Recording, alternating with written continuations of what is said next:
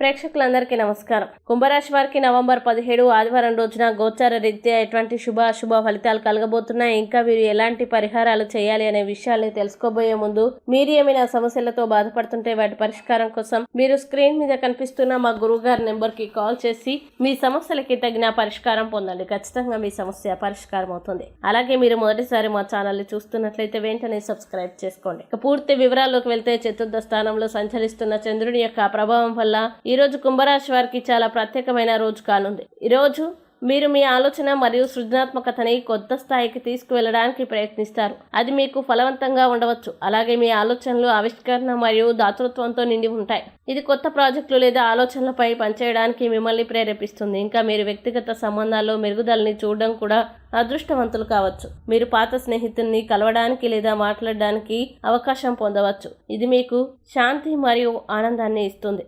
అలాగే మీ సామాజిక జీవితం కూడా చురుగ్గా ఉంటుంది మరియు మీరు కొత్త పరిచయాల్ని ఏర్పరచుకోవడంలో విజయం సాధిస్తారు. పనిలో మీ ప్రాముఖ్యత మీ ఆలోచన శక్తి మరియు సృజనాత్మకతపై ఆధారపడి ఉంటుంది. ఇంకా మీరు మీ ప్రణాళికల్ని స్పష్టతతో ప్రదర్శించగలిగితే మీ ప్రయత్నాలు ఖచ్చితంగా విజయవంతమవుతాయి.